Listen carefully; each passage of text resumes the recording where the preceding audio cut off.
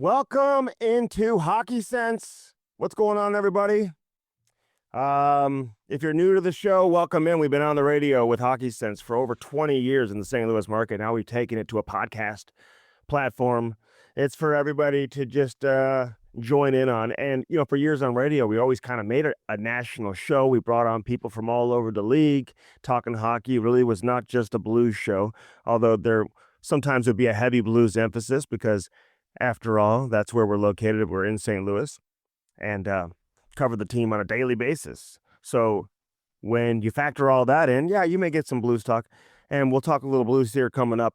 Jordan Schmaltz is going to join me here later on. Jay Swish. Come on, I can't say that. Jay Swish. Looking forward to chatting it up with Schmaltzy. Played here, drafted here, played in Green Bay for one of my favorite people. Johnny Roger was an assistant coach. There's always great stories when it comes to Johnny Roger. John Cooper was the head coach. So, a lot of good things to talk about with Jay Swish coming up here on Hockey Sense, brought to you by First Community. We always love First Community. Yes, we do. You probably heard that the Blues just inducted the newest Hall of Fame class. Had a great weekend all last weekend. I got to give a big shout out to Curtis Joseph, the entire Joseph family, because I spent so much time with Curtis, man. I don't know how many interviews I did with him for different various platforms. We did some stuff for Blues YouTube. It's called The Late Shift. Check that out. That's a 30-minute long form, uninterrupted, commercial-free conversation with, one of the greatest goaltenders ever. That was a fun conversation with Cujo. So that's on the Blues YouTube channel. We did Jumbotron interviews. I had him on television on FanDuel Sports Network twice. Not once, but twice. Talked to him, obviously, at the Hall of Fame. Went to the Hall of Fame induction ceremony. My wife and I had a great time once again. Listen, I'm honored to be on the committee for the Blues Hockey Hall of Fame, and I love the event every year. It's a lot of fun. They do a great job with it. It's only going to get bigger and bigger and bigger, so put that on your bucket list if you ever want to go to a great Blues event. Rub shoulders with a lot of Blues players, current and former. Head out to the Blues Hall of Fame induction ceremony. It's always a lot of fun. But it wouldn't be possible without our friends over at First Community. And that's what you need to know. They are the presenting sponsor of the Blues Hall of Fame. And you may ask yourself, why does First Community sponsor it? Well, because I think it's an honor to help recognize the best of the best.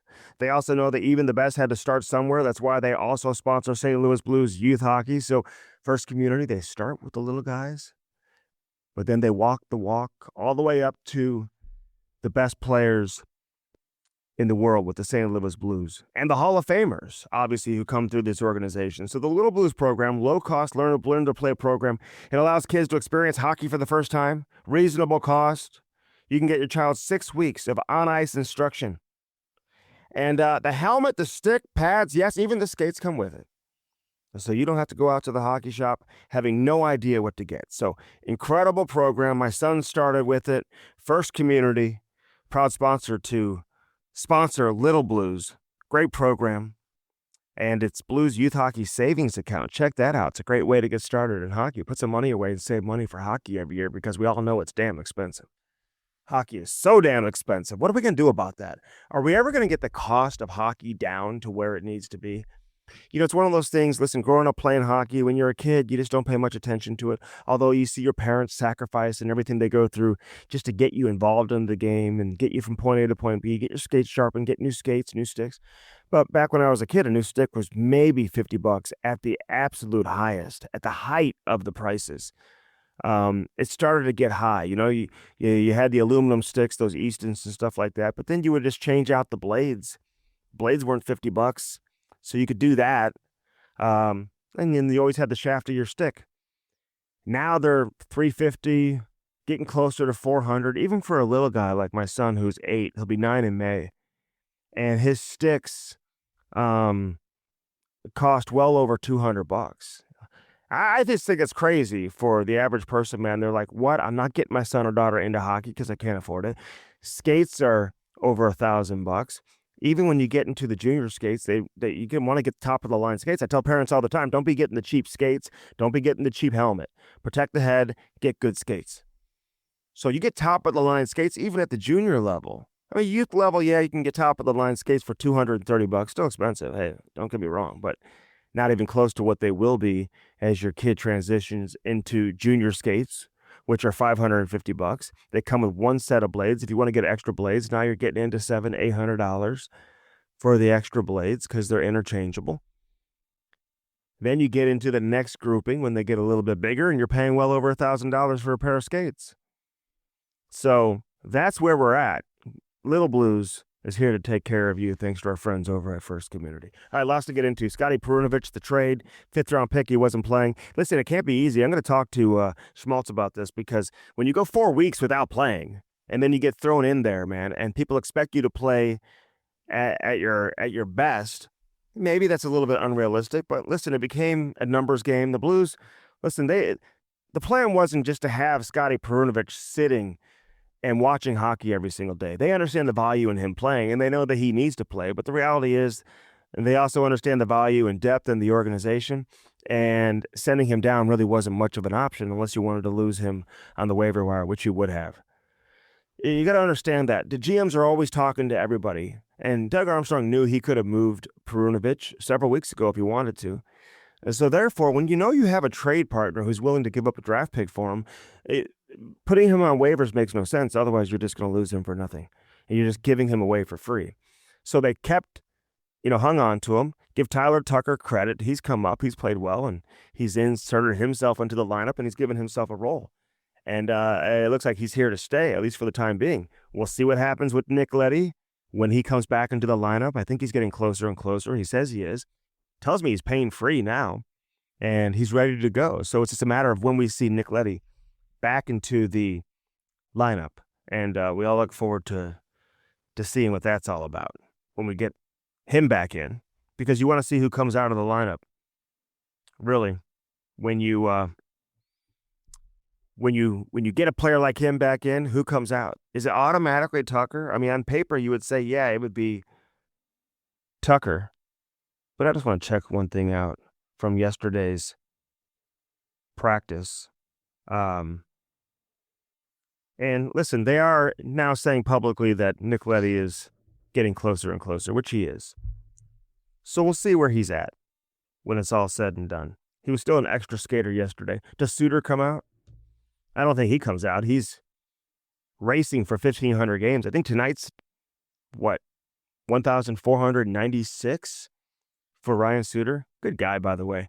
Sometimes you get this impression, you hear things, and maybe he was different earlier in his career. And I'm going to suggest that he was. I think he's obviously matured. He's 39 years of age. He just turned 40, actually. So he's 40. What's the point of having any type of attitude or whatever at this stage of your career? Just enjoy it. And we all know it doesn't last forever. Players have been saying that for a long, long time. He's 40 years of age. Why come in, be a jerk or anything like that, ruffle any feathers? Just be nice to people. And he certainly has done that. So I don't know what went on with Ryan Suter earlier in his career and his days in Nashville. We've had players come on and give their opinion of him who played with him back in Nashville when he was in Minnesota, led to him being bought out. Dallas, I hear he was great to deal with in Dallas. I think they bought him out. That was more of a hockey decision. It was a hockey decision in Minnesota too, but at the same time, I think there were some personality differences. You had Billy Guerin coming into the organization, and he wanted to step up and show that he had some you-know-what, and he was willing to make the moves and buy out not just Suter, but also Zach Parise, who were given crazy deals in Minnesota at the time. But he's come here. He's been better than advertised, played great hockey, been a great teammate, great for the media to deal with, always in a good mood, always approachable, always very nice, very kind. I like Ryan Suter an awful lot. So you have the chase to 1,500. That's my point. He's not coming out of the lineup anytime soon. We'll see what they do with him, obviously, once we get to the trade deadline. Does he want to get traded somewhere? Does he want to go play for a contender? I'll ask him about that next week. The Blues are 7 points out of a wild card spot right now. It doesn't look very promising. Could they climb back into it? Yeah, I guess they could. But when you continue to lose games at home, it's going to be difficult to do. 3 straight at home on this last homestand, that's just not going to cut it. You're playing teams that you're chasing, like Vancouver. You were on the road playing at Utah. That's when things kind of fell apart for me. Now, they followed it up with a nice performance in Vegas. They almost lost that game, but they still found a way to win it in a shootout, so they get the 2 points. But when you go on the road and you lose to Utah, after winning a couple games in a row against Calgary, you're feeling good about yourself, and that's when things just kind of fell off. Listen, I didn't expect the Blues to be able to hang around for much longer. I got to be honest with you, and I said this to a lot of people. The fact that they couldn't go on any extended winning streak and win more than 2 in a row, I mean, I don't know how you can just expect to hang on and be within 1 point, 2 points, 3 points. It's just not realistic. And it's only for so long before you just lose your grip and you just fall off the cliff. And I think that's what we're seeing right now from St. Louis. And they're going to need multiple winning streaks of 6 games or more. I mean, to truly get back into this thing and to secure a wild card spot, which obviously is what you're after. So I don't know what happens with guys like Radek Faksa and, Ryan Suter. We'll see how that plays out, and we'll see who comes out when Nick Leddy comes in. Is it automatically Tucker? He has given this team a little bit of a role that maybe they didn't have, some extra bite and some heaviness. Had a goal taken away the other night. We had Tyler Tucker on Hockey Sense here a couple of weeks ago. We talked about it. This guy put up good offensive numbers in junior. I know it's junior, but, I mean, he has the ability to score. I think he had 10 points in 19 games, something like that, in the American League this year. Had 4 goals in the American League in 19 games. And so I don't expect offense from Tyler Tucker, hear me out. But at the same time, don't be overly surprised when he makes a play at the blue line. And we've seen him do that a couple of times. Brandon Saad, listen, I've been in touch with Brandon. I talked to his camp. And I think this was the best decision for both sides. And I give Brandon Saad a lot of credit. At the same time, and I give the Blues a lot of credit, just terminate the deal. I think both sides are at a point where they're ready to move on. The Blues obviously had tried with every team in the league, trying to find a taker, seeing if they can move Brandon Saad, and they just couldn't do it. So this was the only option. It's different than Perunovic. You can't put Perunovic on waivers. He doesn't make nearly as much money as Saad because a team would take him. Now you lose him for nothing. With Saad, nobody would take him under his current deal. He still had 1 year left, and if he goes to the minors, he's basically just burying himself in the minors. He's going to be stuck there because nobody's going to touch that contract moving into the summer and obviously into next season, considering his cap hit and how much money he's owed. Even though he's owed $3.6 million plus in cash next year under his previous deal with the Blues, which has now been ripped up, torn to shreds. And that's how it works. I know some people are saying he gets 2/3 of his money. No, he doesn't get anything. Not a dime. He's completely thrown that away. And to give you an idea of how much money that he's losing in this situation, had somebody from the PA basically look it up for me. I mean, in terms of dollar for dollar, right? It's $6 million cash the Blues pay are basically is what he would have been owed.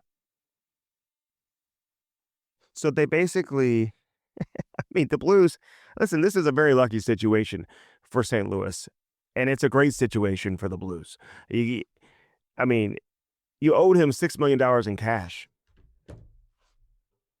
and a $4.5 million cap hit, and you just basically get to rip it up. You don't have to pay him another dime, and now you open up $4.5 million in cap space that you'll obviously use on another player, whether it's this summer or whatever, in an effort to improve your team and try to create a roster that can get back into the Stanley Cup playoffs.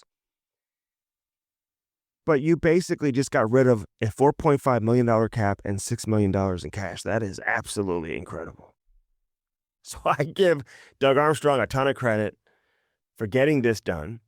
And sometimes that's the objective, right? The Blues didn't want to eat any money and trade him. I'm sure they could have done that. Yeah, we'll eat 50% of the salary and then move him. They didn't want to do that. And so I think they realized, hey, at this stage, Brandon's out at 32 years of age. He's made a ton of money. It's not all about the money right now. He's a 2-time Stanley Cup winner. He wants a chance to go win another one.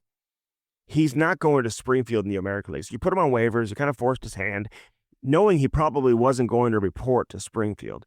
And then you and the agent get together, and the agent's like, okay, let's just tear this up. We'll sign another deal right away. I mean, there are multiple teams that have interest. I don't want to speculate where he's going to go. I don't think that'd be fair to do. And when we're recording this show, it is Friday morning, so technically we won't know until later on today, most likely, where he's going to end up. And who knows? He could sign a contract that extends beyond just this season. So he's betting on himself. He feels like he's going to be able to make up at least a decent portion of the $6 million that he's giving away. He's basically saying bye-bye. Man, might as well just throw it out the window. But he thinks he's going to be able to make some of that up. He's not going to be able to make all of it up. But how much remains to be seen. He did have 26 goals last season. I like Brandon Saad an awful lot, man. He's very streaky. I mean, there are stretches where he gets hot, and he can carry you for a homestand. He can carry you on a road trip with his ability to score. And when he does get hot, but, he's kind of been all over the place. He just hasn't been able to really discover his game at all this year. First line, fourth line, second line, healthy scratch, third line, fourth line, first line. He's been all over. And they have given him opportunities to play with Buchnevich and Thomas, try to establish himself as a first-line left winger for this team, and he just hasn't been able to take it and run with it. He's always had that heavy stick and the speed. He hasn't looked as quick, and he hasn't been nearly, as aggressive as we've seen him in the past in terms of winning puck battles, hanging on to pucks, stripping pucks, coming out of the corner with pucks, making that next play. Those are things that Brandon Saad had done the last couple of years. He signed a 5-year deal here in St. Louis, I believe. So you knew that was going to be a heavy, heavy contract at the time, and, the Blues gave him the 5th year. And, to expect a player at his age to be able to sustain that level of play into your mid-30s, you just don't know how it's going to play out. And sometimes that when you hand out a 5-year deal. You want to get a good player, you got to put an extra year on the table. It's the reason why the Blues didn't get Ryan Suter a few years back when he signed with Dallas. The Blues wouldn't put a 4th year on the table. They had a 3-year on the table, and he almost signed with St. Louis before he signed with Dallas a handful of years ago. But Dallas put a 4th year on the table, and what happened? They ended up buying him out. But the Blues technically have never had a buyout under Doug Armstrong. Ever. Under Army have they ever had a buyout. You can't put this in the buyout category because they just tore the contract up. But, very fortunate. I had one GM reach out to me and say Army is very lucky, like not in a bad way, because it's not luck as to why this is happening. He's very good at what he does. It's creative. It's the ability to work with your players, work with agents, find a solution. Lucky in the sense of, wow, he just got rid of $6 million and a $4.5 million cap hit for nothing. It's absolutely incredible. All right, lots to get into with Jay Swish coming up here shortly. Jamal Mayers will also join me later in the show, so we'll dive back into this. First Community obviously brings us Hockey Sense. We talked about First Community a few minutes ago. Check out firstcommunity.com. Four Hands Brewing Company, voted St. Louis's #1 brewing company. Check out all the latest craft beers, all the seltzers too. That Mango Lemonade Seltzer, the best on the market, hands down. The Cam and Strick Podcast, Mango Lemonade Hard Seltzer. Check that out. And do that today. You can get it anywhere. You get your Four Hands Brewing Company products. A number of bars have it too, man, including Hat Tricks out there in O'Fallon. We went out there last week. They had plenty of Cam and Strick Podcast Mango Lemonade Seltzers, man. Those things are the best. Not very sweet, less than a gram of sugar. Very tasty. Check it out. And check out all the tasting rooms as well. Kirkwood, Chesterfield, downtown. The airport location's coming along as well. Blue Note Roofing, David Novak, he's going to join us in studio next week. Looking forward to having David in studio. 314-920-5713. Call David Novak today. Roofing, gutters, soffit, fascia, windows, whatever you're looking to do. Hey, some insurance companies will not pay for your new roof after it's 10 years or older. So, with that being said,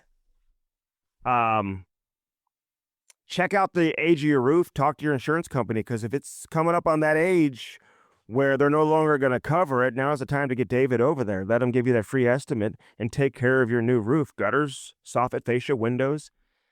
Look for that big yellow truck with Blue Notes all over it, man. He'll talk pucks with you, too. David Novak, the best in the business, 314-920-5713. My main man loves hockey. And so good at what he does. The best roofer you'll find in the region, no doubt. Dirt Cheap Fun, your one-stop party shop. Don't sleep on those paper goods. It's not just about the booze, the wine, the beer, everything, that walk-in beer cooler. It's going to be hot before you know it. And people will be looking for me, and they'll say, just check the beer cooler at Dirt Cheap. That's where you normally find them when it's hot outside. They got the best selection, but all the party supplies too. So if you have Valentine's Day parties and all of that, check that out and do it today. Lordo's Diamonds, speaking of Valentine's Day, get that special someone, something special in your life, right there in the heart of Ladue, right next to Truffles. You can't miss it. 314-432-8008. Let Mike and Jimmy take care of you, man. They give you the best customer service. I mean that when you go in there. So if you've got a $100,000 budget or a $250 budget, you're going to get treated the exact same. So find something that works within your budget. Make somebody happy this Valentine's Day season. You looking to pop the question? No better place to go. That's why Lordo's has been around for over 50 years. Are you kidding? Or 70 years. What is it, 50? 70 years for Lordo's Diamonds. Check it out, lordosdiamonds.com. All right, Jamal Mayers later on in the show. Jay Swish. Easier said than done, man. Jordan Schmaltz joins me next here on Hockey Sense, man. Looking forward to this conversation. Don't go anywhere. Are you rolling with Devin Booker? D-Book, I know I've only met him once. I know a gal that's like a mental skills coach. So she is kind of like D-Book's whisperer or whatever. So I've just kind of met him in passing. I actually know Mel Book, who played at Mizzou, a little better than D-Book. He's a certified G, by the way, that guy. Oh, my God. He was so good in college, Melvin Booker, dude. Number 15. He was like my childhood hero. And Devin Booker, like, Mizzou was in his like final last couple of schools before he made a decision and ended up going to Kentucky and whatnot. He was like a big time recruit, but everyone thought maybe Melvin, because his jersey's retired, I think hanging up. He was like Big 8 Player of the Year back in the day. Oh. That's so funny, you know Melvin. That's awesome. Yeah, he was a great player, and like you said, my dad used to watch him. So when I met the OG, and he's just like as cool as a cucumber too. Like he's just a certified one of those OGs. Like you're talking to him, you're like, wow, this guy, he just gets it. But he still hoops at Lifetime Fitness in North Scottsdale. So he always wants to get me out there. But I'm like, Mel, like you're gonna bust my ass, and you're 52 years old. You're gonna show me up. He's like, get out there, white boy, let's go. I'm like, all right, man. Well, I got to work on my mid range before I get out with you because he still cooks guys up. Every guy I've talked to that goes out there and hoops with him, there's a couple guys in my building that are overseas players that play, you know, wherever in Germany and different leagues over there. And they always say Mel's still cooking. Like he just busts their ass and he's talking shit the whole time. So pretty cool. Were you a basketball player? Like what other sport did you play growing up? I love that. Yeah, I mean, I love watching the association. It's one of my favorite leagues. It's always been that way. But growing up, I played football till 9th grade. I played baseball till 10th grade. Then I moved, obviously, to Sioux City, Iowa to play junior. But I was always doing everything, Strick. I was track, baseball, a little golf here and there. But in high school, I was baseball, football, and hockey, obviously, for a couple of years. Explain, because Brooksy kind of filled me in one day. I remember you walking through the press box and Alex Brooks knew you. I said, how do you know him? He's like, he's a Madison guy. But I always thought you played for the Mission, so I just assumed back in the day that you were a Chicago boy. But when you grew up in Madison, you commute to Chicago for practice and games or what? Yeah, so that's what we did. I think it was after my Pee Wee major year. I finished up the year that I played in Milwaukee. Played for Wisconsin AAA, which is now the Junior Admirals. But Brooksy goes way back. Alex Brooks is one of the guys that originally used to train with my dad and my uncle at a place called Acceleration Madison. My uncle and my dad owned the place. It was there was a few across the country, but one of the chains was in Madison. They owned that store, so they would train a ton of athletes. And Brooksy was one of those guys that would come in the summer, being a Madison guy playing for the UW. He'd come in and get on the hockey treadmill. So I'd known Brooksy since I was maybe 5 years old. So he's one of like those original guys that was always buzzing around Acceleration, and he'd be over at the house. We'd have him over. He'd be playing mini sticks, or we had a little, basement to shoot pucks with a couple nets. So Brooksy, I've known him forever. He's an awesome guy. That's awesome. Yeah, he's the best. His son Dexter, look out Dexter too. He's a Madison draft pick in the USHL. He's probably going to play there next year. He's a good defenseman, man. So he's coming along. So. Yeah, I saw him actually in August when I was back home. I was skating with Nick and Ryan Suter and some of those guys at Cap Ice, and Dexter was on the sheet. They were just going through their camp, going to get into the preseason and whatnot, and it sounded like he was, pretty close to making that team last year. So I heard he's kind of mean. That Suits was telling me he's a little bit of a prick on the ice. I'm like, wow, he's got a little Brooksy in him, and he gets that furnace face going. He kind of turns the screws a little bit, and the wires cross. He'll catch you. Yeah. It's funny, man. I know all the Madison contingency, man. I hung out with Tony Herkus this past week, this past summer when he was in town too. Like all these guys skate. Do you skate with that group with Tony and Ryan Suter and all those guys in the summertime? Yeah, so I mean, obviously I'm done playing now, but I was back for probably 3 or 4 weeks just getting out of the fucking desert and the sauna down here. Mm-hmm. And I went up there in August and I was staying with my bro, and obviously my parents are still there. My sister's in Chicago, so we had a little family shindig, and my cousin was skating. Jake plays at North Dakota, obviously, and then yeah, Herkus was still on the ice. Herkus is still good. I was playing on his line, and he's still pretty nasty. He's so smart, and he's like 60 years old. So No. he's still got it, man. The boots don't move, but the mind and the hands are still there. I feel like he just retired. Like he was never going to retire. Schmaltz. No, he was one of those guys that they would call him up in Milwaukee and be like, Herc, can you give us a playoff run? And then after that, when he was like 44 years old, actually a guy I used to skate with in Madison, Troy Ward, and also Luke Strand, who coached me in Sioux City, they called him for the Houston Aeros when he was like 44. He got him off the couch. I think he was coaching Concordia College, D3, just outside of Milwaukee. Like, Herc, like, can you come play for us? He's like, give me 2 weeks. And he like was a point a game in the playoffs for the Houston Aeros, led him to the conference finals as like a 44-year-old. So like a fine wine he is. I know. He saved someone's life recently too. Somebody was like dying, like choking in a press box somewhere around the league, and like saved their life, dude. He does it all. What doesn't he do? What doesn't he do? It's crazy. Like people, I mean, he's arguably one of the greatest college hockey players of all time. And I always think he's the best guy to ever play at UND in terms of a college player for the Fighting Sioux, my alma mater. But it's crazy. People are like, yeah, he didn't, turn into maybe the professional or the NHL player that he Played a long time, man. But he still played 800 games and won a cup. It's like, he was pretty good. I know. I remember when he came up, because he was the Hobie Baker winner, I think, at North Dakota. Wasn't he a Hobie Baker winner? Yeah. It was like a big deal. He scored 4 goals in a playoff game against the Blackhawks. Hey, real quick before we get into things, because I talked about this actually in my previous segment, and now you bring Ryan Suter's name up. Listen, getting to know him this year, like he's like the nicest guy. And he always has time for you. He's very calm. He's very chill. He's always like, it's always a great conversation. And his reputation before he came here was like, he was kind of this prickly guy, like, kind of ruffled the feathers and kind of had a reputation that doesn't even come close to like matching who he is today. And maybe he's matured. He's 40 years old. Like he just knows his days are numbered and, life's too short, man. Just enjoy the game. So maybe he has changed, but has he always been a nice guy in terms of you knowing him, or have you seen a change in him over, recent seasons? Yeah, and I don't know Suits really well, Strix. You know what I mean?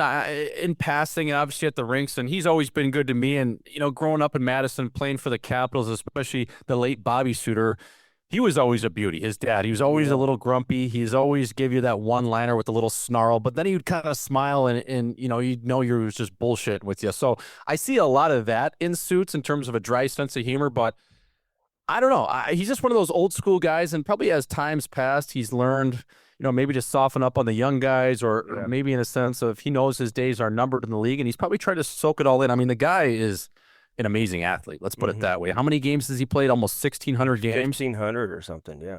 It's just crazy what he's done, and I think that's probably the reason why he is so good is because he's so chill. Like his heart rate never gets up there. It's like he could still play 40 minutes if he needed to. Oh yeah.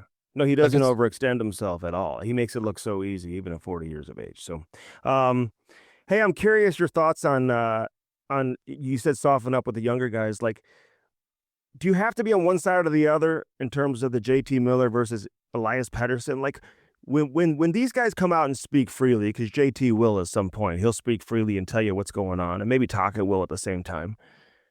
What do you think we're going to learn about this situation? Like, how do you read into it in Vancouver? I don't know. I would just be really eerie, and I don't know if I'd be able to sleep at night if I'm Jimmy Rutherford and Patty Alvin, if I'm getting rid of JT Miller. Now, listen, if you have to pick one of the two, even though JT Miller is a little bit older, maybe Elias Pettersson you just re-signed and they have that Swedish connection with the GM and the star player, but I don't know, man. When the chips are down and the game gets tough, Strix, as you know, and if you're getting hit into the boards and just different things, you got to play through different elements of injuries and fight through adversity. I would want JT Miller over Elias Pettersson. I think when the game gets tough, that's the guy you want. That's the dog that's dragging the guys into the fight, and he's your leader. He's your vocal leader. Yeah, he might be a little bit of a hothead, but it's just like, I don't know. I would be really cognizant of getting rid of a guy like that, especially in that room that I think really needs him. Now, I don't know what's going to come out between these two. It's just crazy that the GM's speaking on different things. They've had to work through things like this as group therapy.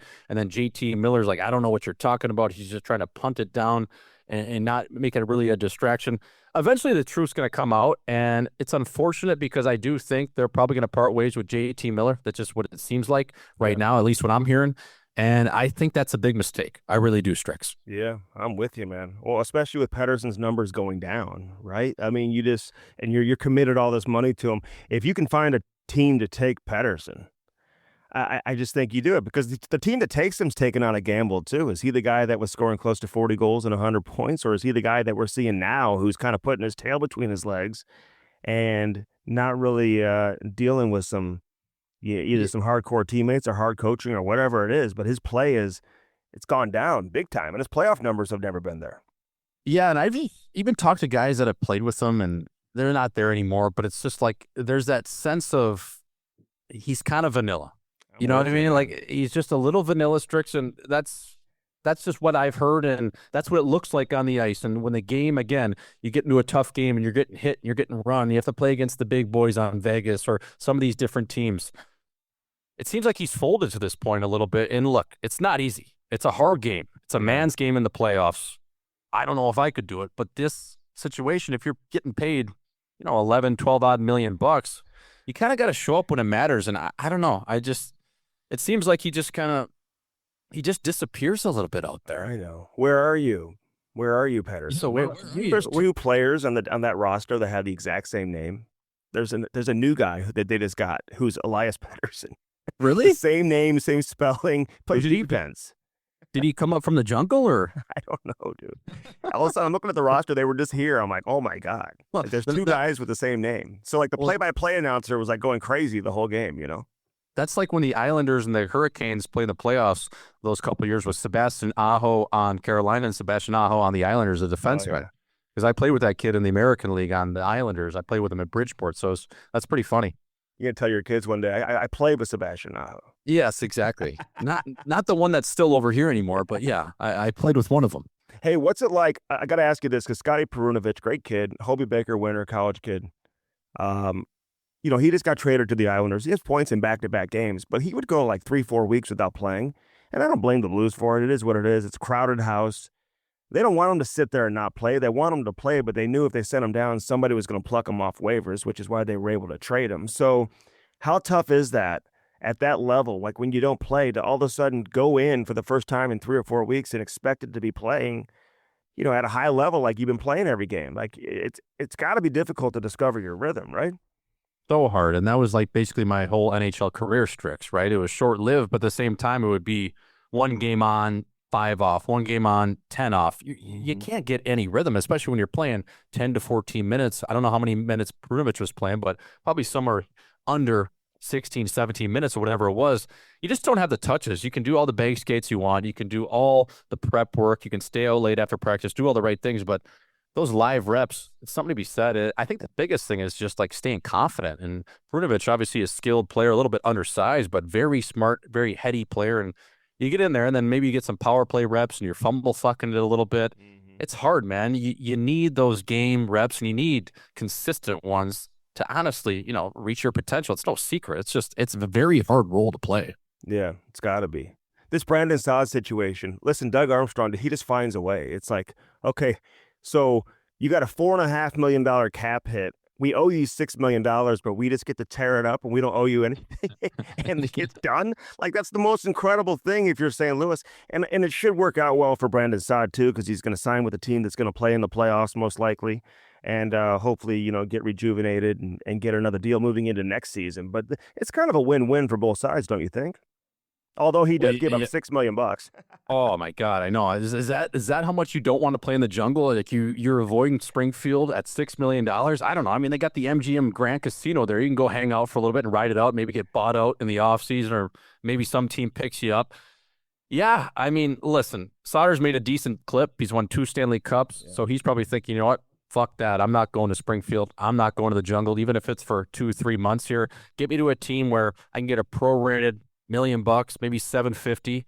And on the other side, with Dougie Armstrong, I mean, what a move. If you really wanted to get this guy off your roster, talk about clearing some cap space pretty easily. He's got to be thinking like, fuck, thanks, Sauter. You're doing me a solid. Maybe when you're done playing, I'll give you a job if I'm still working because you did me such a solid. Like, what a move that was. I mean, you say what you want, but getting that off your books, that's pretty incredible. Is that the move? Like, if we don't want you anymore, we just say we're going to send you to Springfield. Yeah, that's what I mean. It's like, okay, you got some other guys here that are underperforming a little bit. I don't know. Like, is that how scary Springfield is? I play there. It's not perfect, Strix. It's not perfect. Especially at a 3-3 in Springfield. You're like, oh, you're questioning life a little bit. Yeah. But I mean, it's just like, what? So you have a guy for like 4.5. That's not like 750 or 1.5 or $2 million. That's a lot of cap space in today's game. So we'll see what happens with him. He did score 26 goals last year, so he's a guy who obviously, I don't think he's completely lost it at 32. Did it warrant being sent down, do you think? Like, how was he playing? I know he had a hat trick like 3 weeks ago. He had, 7 goals on the year, 16 points. Like, there's some other guys on that roster that are underperforming too. If you're looking at Texier, maybe another kid in Joseph. So there's some guys there that maybe they're younger, though. Is that what they were kind of thinking? It's like, it's funny because Doug Armstrong, he's so blunt. Like, he wants to see Texier play because he hasn't been in the lineup. And he said, so I figured, the less options there are for the coach to play certain guys, I figured that now I'll get to see him play. Yeah. He's maybe see what he's got. He's like, now I get rid of everybody else. Now the coach has no options. So he has to play him. So now I know why my pro scouts wanted this guy so bad. I got to find out. Can he play or not? That's funny too. And then Monty will for sure be blunt with it too. Be like, this guy can't play, or I kind of like him. Exactly. Maybe we keep him around. I know. So it's interesting how it played out, but I'm looking forward to seeing where he lands later on today. The Rantanen situation, how does it get to that point? You know what I mean? Like, where you're this far out in front of the trade deadline and you move on from a guy who obviously was a big part of your Stanley Cup championship team, very popular among your pillars of the organization. Like, they weren't happy about it. Was this a smart move? I mean, when you look at the entire picture, not just from a hockey standpoint, but keeping McKinnon happy, Makar happy, letting them feel like, hey, we can go on one more run and one more kick at it to see if they can, have another run in the playoffs. Like, how do you read into deciding to move him now? I don't know, Strix. It seemed like the whole team was caught off guard. It seemed McKinnon didn't really know. It seemed Makar none of these guys really knew what Chris McFarland and Joe Sakic were going to do. And by all accounts, Mikko Rantanen, especially what he said in that Finnish newspaper, is he wanted to make it work. Now, I don't know what he was asking for, what his agent was asking for, but it seemed like this move seemed, at least on paper. Now, we don't know all the full details of what goes on behind the scenes right now with Joe Sakic and the upper management there, but it just seemed like that move was a little horny. Like, it kind of just caught the team and Mikko Rantanen a little bit off guard. Like, whoa, like, what's going on here? And especially with the cap just got released, going up in the next few years here. I mean, next year it's going to be 95.5, and then 26, 27, it's going up to 104 million, and then 27, 28, it's 113 and a hook. So it's like, couldn't you find common ground with this guy, even if you maybe gave him the same deal as McKinnon or 50 grand or 100 grand less?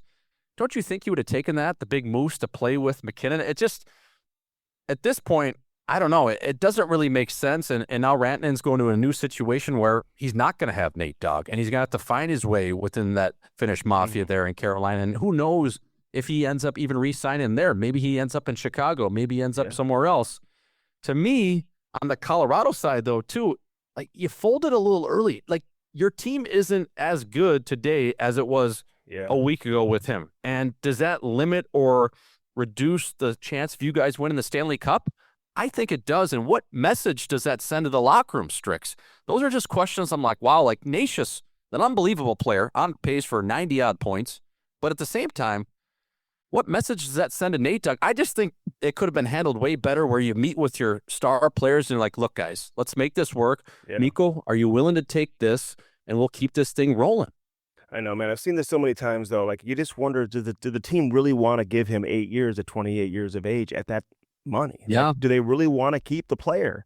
You know what I'm saying? And when I hear other guys say, analysts and whatnot say, you couldn't afford to lose him for nothing. Like I hate hearing that when a guy already brought you a Stanley Cup and he's giving you 200-point seasons and 50-goal seasons. He's a, generational player, at least for that organization. Certainly one of the top players in the league today. Like don't act like you haven't gotten anything anyway already. And if you keep him, if you get to the third round, to me, it's worth it to have another run, kick at the can, keep guys happy. I don't know. You just wonder how badly they want to keep a player. Swish, you know what I'm saying? Like when you just all of a sudden move them. And when I said that they panicked and the Twitter mob was coming at me, like, what do you mean it's a panic? I'm like, well, oh my God, they scare me, by the way. I'm just like, I go into a hole when the Twitter people come at me. I'm just like, oh my God, dude, like settle down. It's not that serious. What I'm saying is they knew he was talking, or Carolina was talking to another team as well in Vancouver, right? And you get a deal like that on the table. You see what the return is. You don't know if another deal like that is going to become available. So the panic is doing the deal now and just saying we can't wait and we can't allow this deal to get away from us and go to Vancouver and have them execute the deal. And now we're left at square one again, So that's what I know. And the Twitter mob starts coming at you. Like I said the other day, if I'm Stan Bowman, I might be looking, just throwing his name out there in Evan Bouchard. Now, why? Because I think he's a good defenseman. But again, I think he makes that one mistake, maybe that'll cost your team a goal when it matters. Like it just seems like he gets a little lax. He gets just a little flustered when the game is really hot, and he kind of makes that one critical mistake. Now, I think he's a great player. He's unbelievable on the power play. He's got a booming one-timer. I just floated out the idea, maybe if you get a little bit more on the return and get a really good defenseman, maybe you could call Buffalo and inquire on Bo Byram and a couple other pieces, or maybe Owen Power and some other things coming back, especially up front, because Bouchard in the offseason, you're going to have to give him 10, 11 million bucks. Jeez. And you should have seen the Edmonton people coming at me. Fuck you, Swedish. What are you talking about? You fucking idiot to even watch these games. I said, hey, I would just be calling is all I'm saying. Yeah. I'm not saying I'm making the move. I would just be inquiring on some of these pieces because we have John Klingberg coming in the lineup. Could we get another defenseman that's complementary to Bouchard's game, maybe a little bit better defensively than him? And then a forward in that package. Who knows? So that's just the way of the business, Strix. That's what we call show business, baby. Hey, you're right, out there. You're right. And some people are like, well, maybe they'll just give him a bridge deal. Yeah. Good luck. Okay. Yeah, I'm sure he's going to take that. Yeah. The bridge deal. Yeah. All right. Can we put the franchise tag on him? Hey, can we just give him, real quick, though, tell us what you got going on now, though. I see all the shit you're doing, man. You're doing great stuff. It's funny. It's entertaining. Doing your own thing. Bennington's always telling me how funny you are, so I'm just like checking out all your stuff all the time. So you and Gucci, so he's there. How'd you meet him? Like where'd you guys, start hanging out and doing your thing? Yeah, so the Heat Daddy, a.k.a. Rob Gucci, I met him probably, 5 years ago, of course, at a bar. I mean, at that time, that guy was in his full-on prime. I mean, we were talking Wilt Chamberlain-like numbers out there just every night, it seemed like. So I met him at a place called Boondocks, I believe, just, back in the day when I first moved down here. And we'd always hang out a little bit, just friends of friends, and, kind of rolled in the same crew. So Gucci was one of those guys that was always out, and we'd always just fuck around. I'd be tweeting stuff off his phone. We'd be just messing around and acting like assholes out. So that kind of just transformed into 2 years ago when I stopped playing. I was coming back from Switzerland. I was hanging out again with, running around with my bro, Kels, those guys. And Gucci was always out and just different things. And we kind of got together and we formed this Hockey Night in Scottsdale, where it's basically live shows. We'll do like an alternate broadcast where we'll get in a YouTube chat, hang out with people. We'll do podcasts weekly. We do a live pod, so we'll do 2 or 3 shows on that. But the coolest thing we do, I think, is the live shows, where it's a cross between, I would say, live comedy, improv, and then a little bit of hockey talk. We had a show recently. Our last one was in Chicago. We actually had Patty Maroon stop by the day before the Winter Classic at the Barn Hockey Bar. So we were able to do a show there. It was awesome. It was a sold-out venue. It was like 200-odd tickets we were able to sell, and that's kind of where we found our stride within the live shows and in entertainment. And that's what I like doing, Strix. I like talking hockey, but I also like getting off the rails and talk about whatever else we're going to do. Yeah, I hear you, man. Putting together bits, coming up with improv. That's my most, that's where I had the most fun. And so that's kind of what we're building right now with Hockey Night in Scottsdale. We'll have probably 3 or 4 more shows throughout the year. Then obviously I'm doing stuff on Missing Curfew with Uppy and Shane O'Brien. I'll pop on there every other week. They'll do 2 episodes a week, so I'm on there, 4 times a month. And I also have my own pod, Live in 5. Just trying to get my touches, Strix. I'll go on NHL radio. Just shooting right now, man. It's been a lot of fun. You know what? We'll see where it goes, and just get my feet wet, I guess, in this media space, because it's been a lot of fun, man, since I've been done playing. I know. Keep doing what you're doing, man. And you're doing good shit. I see I'm missing Curfew too, man. I love those boys. So you guys keep doing what you're doing, and I'm gonna have you back on with Cam and I too, and we'll do more long form shit, because you were on the roster the year the Blues won the Cup too. So we got you. You were the piece that brought it all together. You know that back in 2019. I made the team out of camp. I was living at Patty Maroon's place. I finally got my housing letter. That was the first year. I made the team out of camp another year, but that was the first year I got my housing letter. I got out of the hotel. Mm-hmm. Things were looking good, but the team just started off so poorly, Strix. I was just like, I was at the short end of the stick too. A lot of good defensemen on that team. There were. Just never materialized in St. Louis, but you know what it is, That's life, baby. First round pick though, man. They can never take that away from you. You know that? No, they can't. 25 just asked me, right? Just 25th overall just asked me. I remember. When I remember I got a text, but this is where it was just like, okay, wait, what's going on? Somebody texted me the day you were drafted, and they were like, if you want to get information on him, call John Roger. I was like, yeah, Johnny Roger. That was my bibby growing up, and we played together. Yes. I coached with him for several years. Still boys to this day. Lives in Philly. So I was like, that's my source to go get information on absolute beauty. Schmaltz, man. Yes, he was awesome. Had him in Green Bay, and I just remember there's a ton of stories on him, but I remember we were going to a game in Indiana, playing the Indy Ice in Indianapolis at the old Pepsi Coliseum. And that's where actually Gretzky, his first year pro, I think he started there. But it was just an old Coliseum, old dome, shitty dome. But on the way from Green Bay to Indy, we were traveling day of the game. I know it was like 7-8 hours, whatever it was. We stopped at this Olive Garden at, I think, somewhere in Illinois, just on our way down there. And Johnny Roger, actually, he was like our assistant coach, but he was also our team travel guy. So, mind you, probably not the best guy to be in charge of that. So no, we get to this Olive Garden, and we hang out for like 2 hours. He's like, yeah, we got a bunch of time to kill, whatever. But he didn't factor in that we were going to be switching over to Eastern time. So when we rolled up to the game, we had no idea. We had like 14 minutes to get dressed. We were running a little behind as is. And then we're like, oh my God, like it's 6 o'clock. The game's at 6:15. He's like, what the hell? He's like, oh my God, fuck me. I didn't factor in we were going to Eastern time. So we had to get dressed in like 4 minutes. And then we went on the ice and kicked the shit out of the Indy Ice because our team was such a wagon that year. But it was so funny. He was in a full-on panic. And our head coach at the time, Derek Alone, is like, Jesus Christ, Rogie. He can't even fucking tell time. So, yeah, that was an awesome year. He was our D coach, and we had a wagon back there with Andy Walensky, Dakota Murmis, some guys still playing too. So yeah, Dakota's my boy, man. I see him every summer too, so he's still kicking it also. So yeah, journeyman. All right, well, good stuff, man. We'll get you back on. I want to talk about a bunch of other stuff, and we'll do that with Cam's here too. So 100%. All the best, man. We'll see you around. You coming back to St. Louis or no? I don't know. I loosely got an invite for that Kelly Chase game in April. Yeah. So I'm going to try to make that work. I'm lining up a live show right now in Vancouver sometime late March, early April. But I want to make it back. I mean, if I get the green light on that one, especially with the Missing Curfew boys and Uppy, and it'd be great to see everyone. I would. It was fun last time, man. They did it last April. It was unbelievable. It was a good time. Yeah. So and come on down.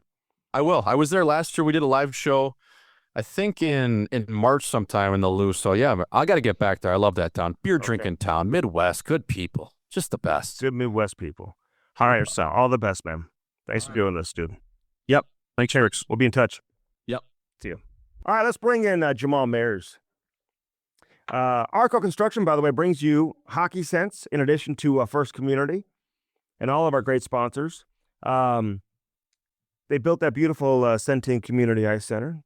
4-sheet facility, 2-sheet facility out there in Chesterfield as well. They also bring the fun to St. Louis. They built the Putt Shack. They built Top Golf. One of my favorite rinks, by the way, is the Shark Tank. I know it's a little further away for some people, but it's just easy. I can park right in front, walk in. I know where the dressing rooms are. It's like in and out. It's easy. They built that too. There's something to be said for the community rinks. You know, you don't always Maryville too. Yeah. That's got to be my favorite. Oh yeah, is that your favorite rink? Well, just one of them setup. for sure. It's easy to get in and out. The Great bar rink. upstairs for the Love it. parents. Don't have to get cold. Love it. Just the design-wise, really well thought out. Yeah, no, it's a great rink. You guys had a big win. Was it last night? Mm-hmm. Okay. Are you guys winding down now? Like, what's on the docket in terms of travel and all Oh, that? we're not winding down. We're ramping up. We're getting ready for Quebec. But I mean, like, oh, shoot. Yeah, you guys are going to Quebec. What am I talking about? Yeah. When do you leave for that? We leave on the 12th. So we have this weekend we played last night. Mm-hmm. This weekend we're in Nashville for 3 games. Okay. And we played them last weekend. They're 10th in the country. We beat them two of the 3. So Nashville's 10th in the country. Correct. For 2012 as well. Yes. So we've Who got coaches that team? Martin Erat. Okay. Brian Johnson Yeah. has a son on the team. Oh, does as he? well, defenseman. Nice. Doesn't play like his son, or his dad rather. Real smart, Mhm. like stay-at-home type of RJ, defenseman. your former River Otter teammate. The penalty killing machine. Oh my God. We love Bucky. No, he was like Steve Yzerman in the United Hockey League. Like, he would just go end to end Oh, all yeah. the time. He could Didn't fly. always score. I remember I love RJ because he like would sacrifice the body. He and Dallas Drake, man, these guys block shots with their faces.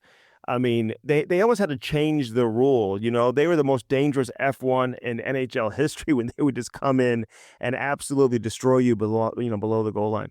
But I remember JD, we were watching practice one time, and RJ's flying around, Jamal. He's going like 5,000 miles an hour, as you know. And JD just looked at me and goes, imagine if he could score.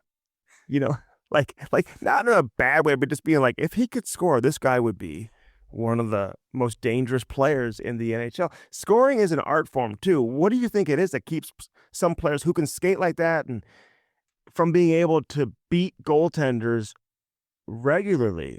Why is scoring so hard?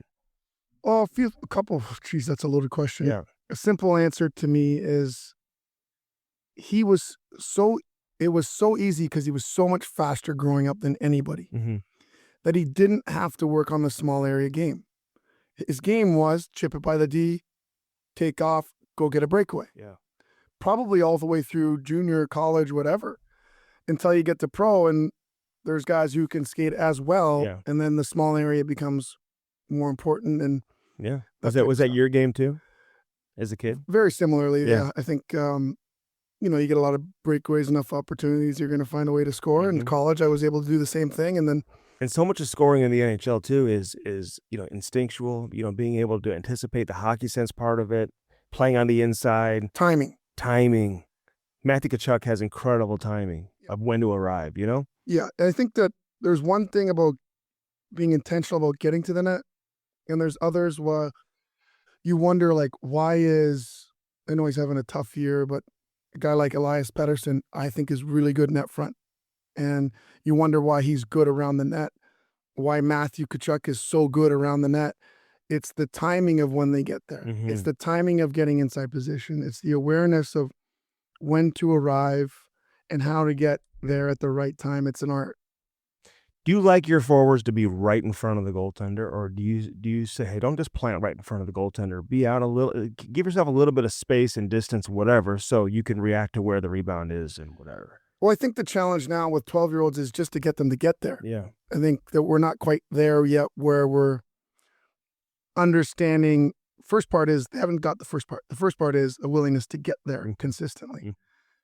And so there's a lot of times where our D are shooting the puck and there's no one in front of the net. So I think some of them are afraid of the puck, perhaps, slap shot coming in and they don't want to get hit. Are kids starting to fire it, like really fire it now or no? Yeah, I'm talking with slap shots. Yeah, we've got about 4 or 5 kids that can really Bring it. rip it. And I get it, scary, but I think that they have to understand, and letting them figure it out on their own, when to arrive, how to get there. Mm-hmm. And the other part for me is them not allowing themselves to get boxed out. That I don't think they have really truly embraced the second effort it takes to get repositioned. Mm-hmm. So right now they get there, and if they're boxed out, they let that happen. Yeah. We're trying to get them to understand you've got to spin off and try to get onto the other side of the defender. My kid last summer got hit in the ear, the side of the with a kid who could really was a wrist shot, but he could really shoot it.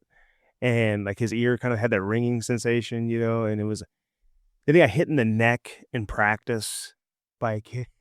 What's wrong with your? So he's gotten hit like a couple of times, and you see that little bit of like hesitation. Like he's a big kid. He needs to be able to play in front of the net, right? So it's like, dude, you can't be. But I understand at the same time. I'll show you the picture the other day when he got hit in the side of the neck. Practice stopped, Yeah. So, how about your players? Are they blocking shots are the wingers blocking shots? No, not yet. Occasionally, but not like the challenge for that is to get them to understand that, and this applies at any level. The quicker I can split the difference, the lower it hits you. Yeah. So if you think you're just going to go out slowly to the D, the likelihood of you getting it higher than the waist increases. So the closer you are, go as quickly as you can. The last 5 feet, slow down so you have the ability to go either direction. Our age, still most of the shots are off the rush and stuff like that still too. You're not seeing a whole lot of like low to high, D to D, and like where you're going out there your shot. You know what I mean? Okay. Like you might.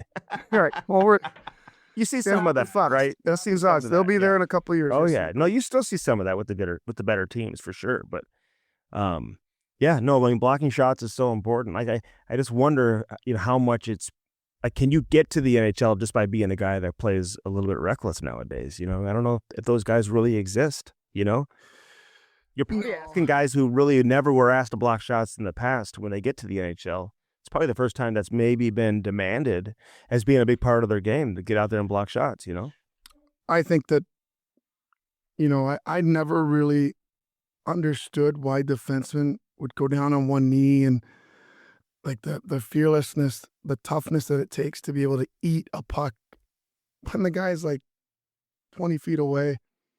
One-timers. I never understood that. But I think that everybody needs to be blocking shots. If you're killing penalties, coming out to the point, you got to be willing to block a shot.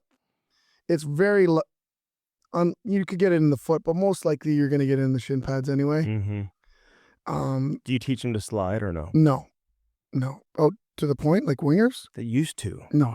We used to like have to slide, and the coach would shoot tennis balls into us. No. Like that's where hockey was not that long ago. Give you another one you could use is like we love the effort. We applaud the effort and encourage the effort as a coaching staff, but we tell them like you have to stay on your feet defending wise. They think that second, third effort is sliding. Yeah. And I always try to get them to understand like you just made yourself completely useless if you miss. Not even to block the shot, but even like when they're just defending, they're back checking, or think they're like second effort, third effort, they like slide. I'm like, no. I know. Stay on your feet. Stay on your feet. Yeah. And so we're at the point we will teach, and Lash is doing a good job of the D, like getting them to understand on a 2-on-1 when we want them to slide. Yeah.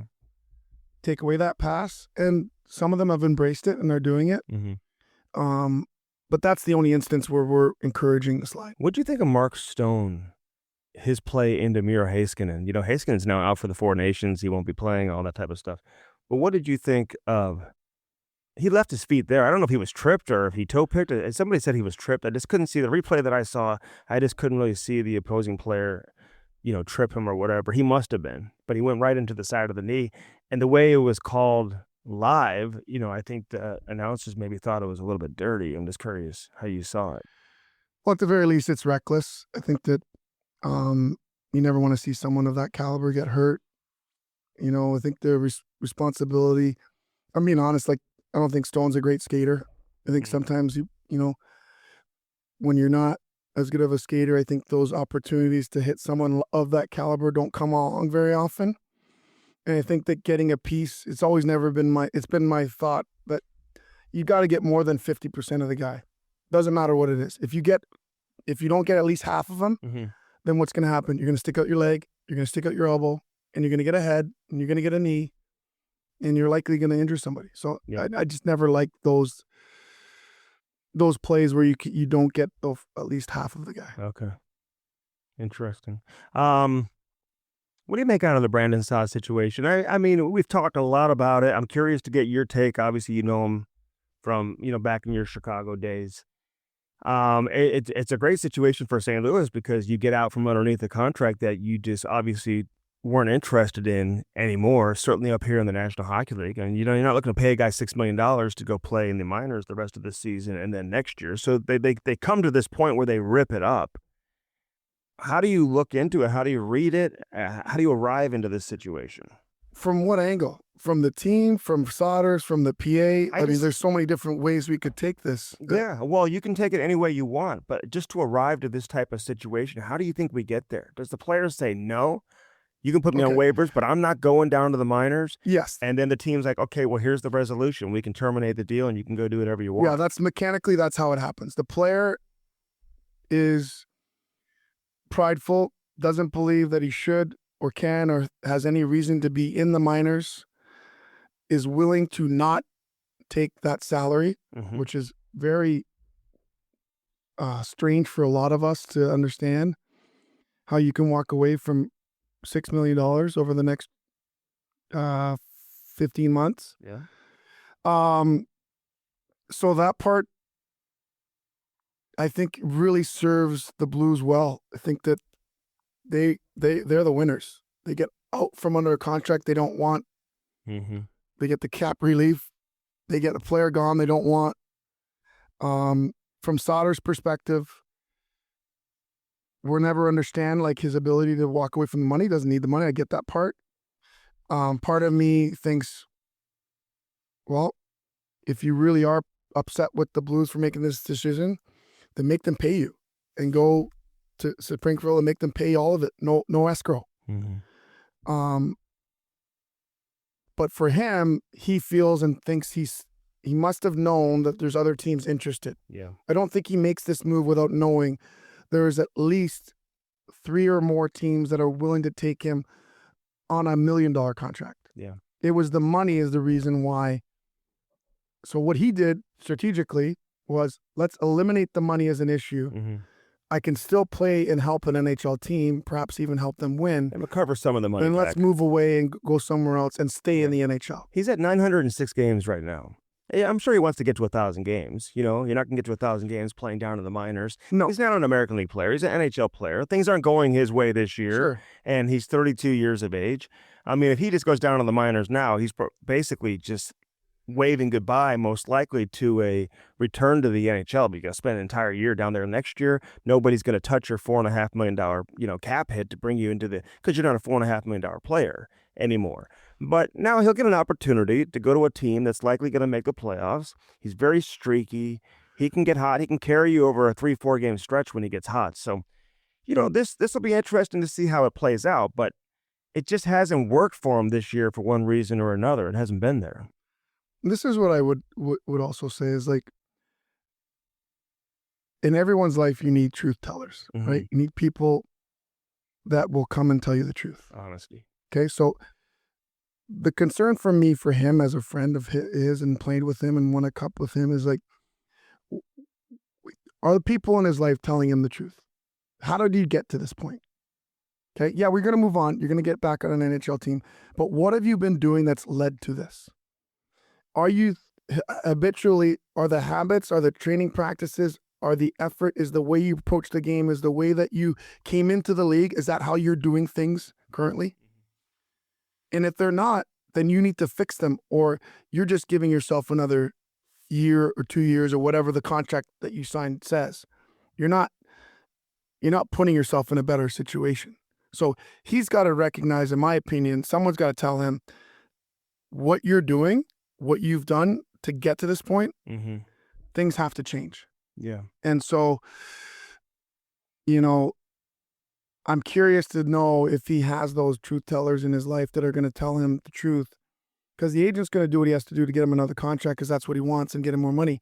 But who's telling him, hey, you need to get back to what made you good and what makes you a good player, and the effort and the detail and the extra work after practice and the extra, and the example you're setting for younger players, and all those things that make you a pro, that you came into the league having to do because the star players were doing those things. Right. Get back to that guy. Forget the money and where you're playing and either you're going to be playing for 2 more years, or you could play for 5 more years because you skate so well. So that's for me. That would be my concern. Knowing him, he needs those truth tellers to tell him this is what's going on. Yeah. He's such a quiet guy, too. You just don't know. You don't want to mistake that sometimes for a player who's not motivated or just, not looking to do some of those things you talk about. But listen, he can help a team when he's on his game. He had a hat trick not too long ago in an NHL game, right? So it's just, he's been first line, fourth line, healthy scratch, third line, second line. He's been all over the place, and he just hasn't been able to discover his game. And they want more from him. And it didn't get off to a good start because he missed the first road trip. His wife had a baby. He didn't join the team till the homestand after the first 3-game road trip. So, maybe being away from the team early on. I mean, I don't know what he was doing by himself at the time.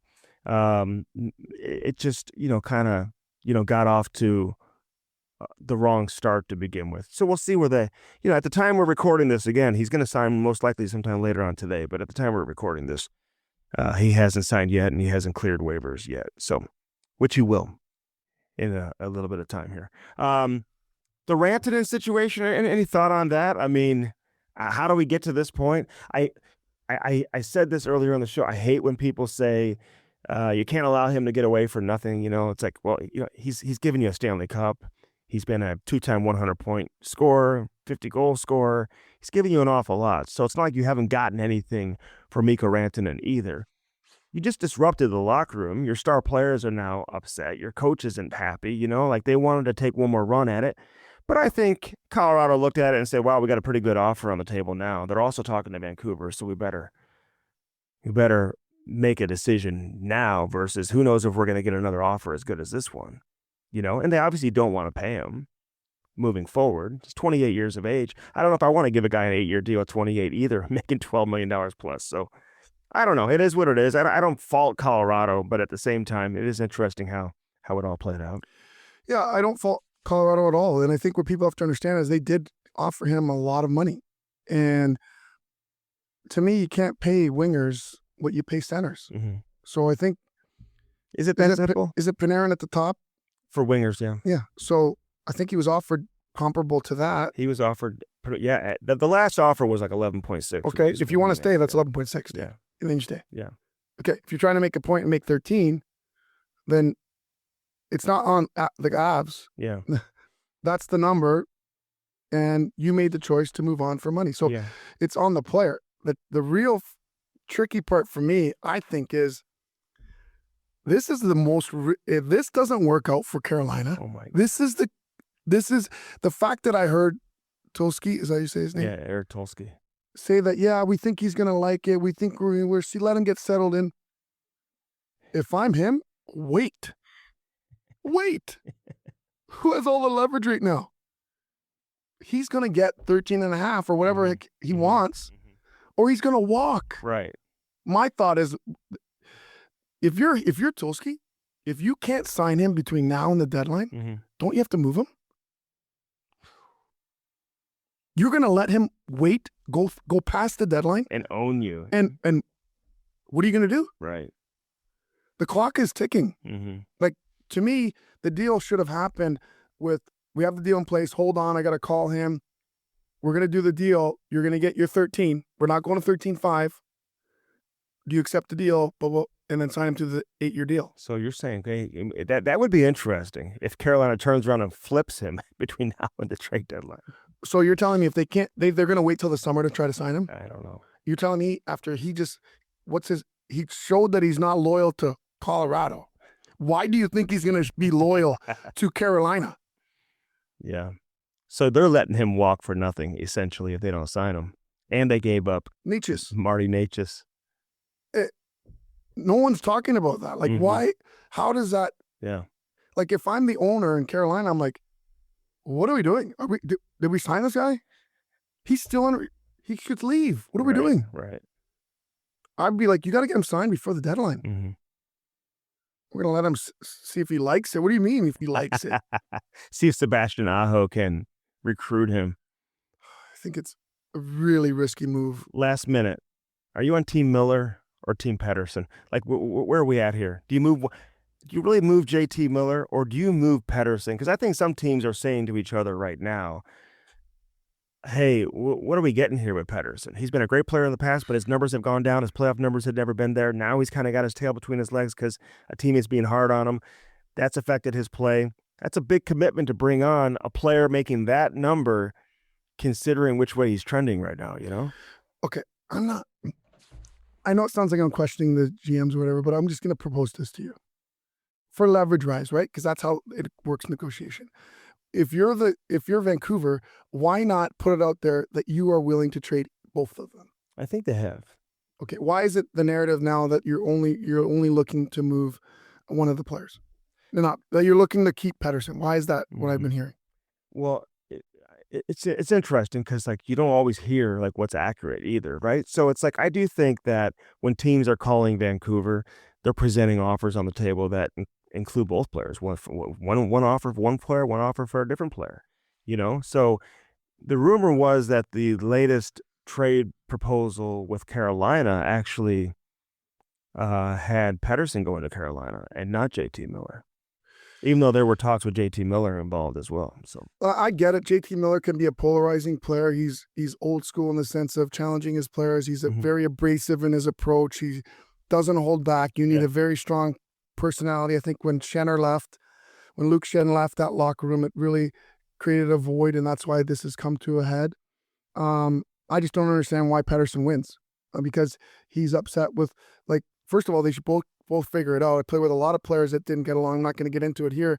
Some really good players, Hall of Fame players that did not like each other, that understood that it's about the team and it's about winning never first. Got out. And never Scotty got Gomez just came on our podcast and said the same thing. If this was Jersey or some other, like you would never hear about it. So like some of it has to do with playing in a Canadian city, and it's kind of taken on a life of its own. Well, it's also the management of it by the players, by both players involved. They haven't done a good job. And it's like, I'm sorry, where are the other eliters on the team saying, screw you two, look at our season's gone to crap. Yeah. Like, get your stuff together. Don't hang out. I don't care. Right. You guys are going to figure this out. Yeah. Like a group, the secondary group of leadership should be challenging, not that they haven't. And, you know, it's just really infuriating to see, like, you guys are, whatever's happening, valid or invalid, is going to rip away what we have as a team because you two can't get along. What are we doing? Yeah, you've heard Buffalo, you've heard Columbus, other teams that are interested in Pettersson too. So we'll see where this plays out and who stays and who goes for the Vancouver Canucks. Who brought you to Hockey Sense today, Jamal? Well, good buddies from Bartolino's. They got 5 restaurants: Bartolino's South, Bartolino's Osteria, Chris's Pancake and Dining, Chris at the Docket, and my favorite new one, Bartolino's Twin Oaks. Forged many lasting relationships with their customers. Their family model: cook good food, serve plenty. 50 plus years in business. Only 2 places to dine: at home or at one of Bartolino's family of restaurants. The Saraceno family, some of the best in the business. Great people, great food. Awesome spot. Awesome spot. And then also you got Dobbs. Obviously, you got Dobbs has been around for so long. 43 store locations offering winter tire deals on the best tire brands, including $275 savings on new Goodyear tires, plus other money-saving deals on Cooper, Continental, BF Goodrich. Go to Dobbs.com for complete details to hear about all their deals going on right now. You know what they say? We'll get you in, up, fixed, and out the same day. Same day, baby. All right, this has been the Hockey Sense brought to you by First Community. Again, ask about that wedding loan as well at First Community, firstcommunity.com. Are you looking to pop the question? This is a very busy month to pop the question. You know, it's Valentine's Day coming around the corner, Jammer, as you know. Oh, jeez. Yeah, I know. I'll be in Quebec. I know. 314-920-5713. That's the number for David Novak, Blue Note Roofing. 314-920-5713. Call David Novak today. He's going to join me in the studio coming up in the next week or two. So looking forward to chatting it up with David as well. All right. Best of luck in Quebec. Are we going to see you? We'll see you next week, right? It's 2 weeks from now. Okay. Yeah. All right. Jamal Mayers. We thank Jordan Schmaltz for also joining us as well. Lots of Blues talk. Blues in Colorado tonight. We'll see where Brandon Saad ends up. And we'll react to all of it, obviously, next week on Hockey Sense, brought to you by First Community. Adios.